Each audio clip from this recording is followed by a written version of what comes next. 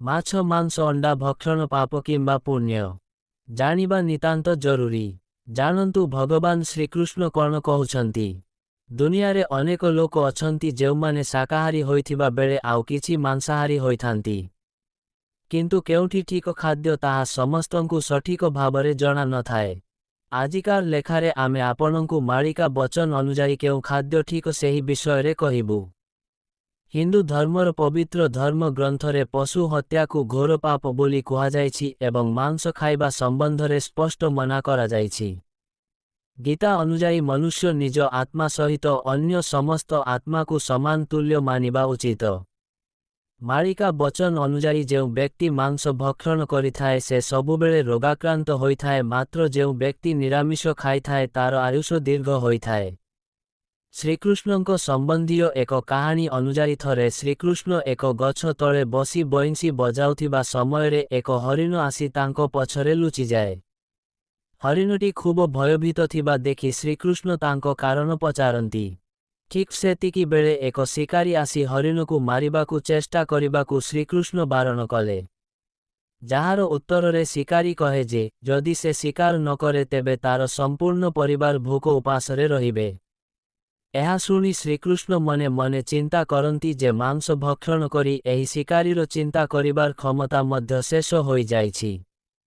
ଏହାପରେ ଶ୍ରୀକୃଷ୍ଣ ଶିକାରୀକୁ ଏକ କାହାଣୀ କହନ୍ତି, ଆଉ ଯାହାକୁ ଶୁଣିବା ପରେ ଯଦି ଶିକାରୀ ପଶୁ ହତ୍ୟା ଏବଂ ମାଂସ ଭକ୍ଷଣକୁ ଉଚିତ ମନେକରେ ତେବେ ତାର ଇଚ୍ଛା ବୋଲି କହିଲେ। ଏହାପରେ ଶିକାରୀ ମଧ୍ୟ ଶ୍ରୀକୃଷ୍ଣଙ୍କ କାହାଣୀ ଶୁଣିବାରେ ଲାଗେ। ତେବେ ଶ୍ରୀକୃଷ୍ଣ କହନ୍ତି ଯେ ଥରେ ମଗଧରେ ଦୁର୍ଭିକ୍ଷ କାରଣରୁ ଅନ୍ନ ଅଭାବ ଦେଖାଦେଲା। ଯେଉଁ କାରଣରୁ ରାଜା ଚିନ୍ତିତ ହୋଇ ଏକ ସଭା ଡାକିଲେ ଏବଂ ନିଜର ମନ୍ତ୍ରୀ ପରିଷଦ ଏବଂ ଜ୍ଞାନୀ ଗୁଣୀଙ୍କୁ ଏହି ସମସ୍ୟାର ସମାଧାନ ଦେବାକୁ କହିଲେ। ଏଥିରେ ଜଣେ ମନ୍ତ୍ରୀ ପ୍ରଥମେ ଛିଡ଼ା ହୋଇ କହିଲେ ଯେ ଅନ୍ନ ଉପାର୍ଜନ ପାଇଁ ଖୁବ ଅଧିକ ସମୟ ଲାଗିବ, କିନ୍ତୁ ମାଂସ ଖୁବ ସହଜରେ ବିନା ମୂଲ୍ୟରେ ଏବଂ ଖୁବ ଶୀଘ୍ର ମିଳିଯିବ। ଏହାକୁ ସମସ୍ତେ ସହମତ ହେଉଥିଲେ ହେଁ ପ୍ରଧାନମନ୍ତ୍ରୀ ଏହାକୁ ସମ୍ମତି ଦେଲେ ନାହିଁ। ଯେଉଁ କାରଣରୁ ରାଜା ମଧ୍ୟ ତାଙ୍କୁ ପଚାରିଲେ। ଏଥିରେ ପ୍ରଧାନମନ୍ତ୍ରୀ କହନ୍ତି ଯେ ଏହା କହିବା ଭୁଲ ଯେ ମାଂସ ଖୁବ ଶସ୍ତା ବୋଲି। ଏହାର କାରଣ ରାଜା ପଚାରିବା ପୂର୍ବରୁ ହିଁ ସବୁ ମନ୍ତ୍ରୀ ନିଜର ମତ ଦେଇ ସେଠାରୁ ଚାଲିଗଲେ। ମାଂସ ସମ୍ବନ୍ଧରେ ପରାମର୍ଶ ଦେଇଥିବା ମନ୍ତ୍ରୀଙ୍କ ନିକଟକୁ ପ୍ରଧାନମନ୍ତ୍ରୀ ସେହିଦିନ ରାତିରେ ଯାଇ କହିଲେ ଯେ ରାଜାଙ୍କ ସ୍ୱାସ୍ଥ୍ୟ ଖରାପ, ତେଣୁ ତାଙ୍କର ପ୍ରିୟ ମନ୍ତ୍ରୀଙ୍କ ଶରୀରରୁ 3 କିଲୋ ମାଂସ ଯଦି ସେ ଖାଆନ୍ତି ତେବେ ସେ ସୁସ୍ଥ ହୋଇଯିବେ।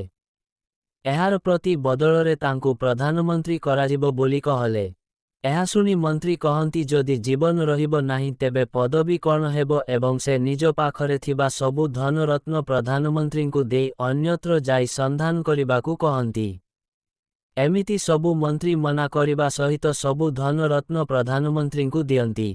ଆଗାମୀ ଦିନ ସଭାରେ ରାଜାଙ୍କ ସ୍ୱାସ୍ଥ୍ୟ ସମ୍ବନ୍ଧରେ ବୁଝିବା ପାଇଁ ସବୁ ମନ୍ତ୍ରୀ ଉପସ୍ଥିତ ହେବା ସହିତ ପ୍ରଧାନମନ୍ତ୍ରୀ କୋଟି କୋଟି ଟଙ୍କାର ଧନରତ୍ନ ବାକ୍ସକୁ ନେଇ ରାଜାଙ୍କ ସମ୍ମୁଖରେ ରଖି ଦିଅନ୍ତି। ରାଜାଙ୍କୁ ସମ୍ପୂର୍ଣ୍ଣ ସୁସ୍ଥ ହୋଇ ଯାଇଥିବାର ଦେଖି ସମସ୍ତେ ଆଶ୍ଚର୍ଯ୍ୟ ହୁଅନ୍ତି।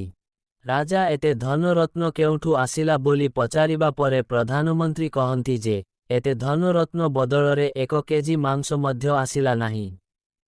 ତେବେ ଆପଣ କିପରି କହିପାରିବେ ଯେ ମାଂସ ଶସ୍ତା ବୋଲି? ଏହାପରେ ରାଜା ବୁଝିପାରିଲେ ଏବଂ ନିଜର ସବୁ ପ୍ରଜାଙ୍କୁ ଖୁବ ପରିଶ୍ରମ କରିବା ସହିତ ସେହି 1 କୋଟି ଟଙ୍କାକୁ ମଧ୍ୟ ଫସଲରେ ଖର୍ଚ୍ଚ କରାଗଲା। ଫସଲ ଭଲ ହେବା ସହିତ ଖାଦ୍ୟ ସଙ୍କଟ ମଧ୍ୟ ଦୂର ହେଲା।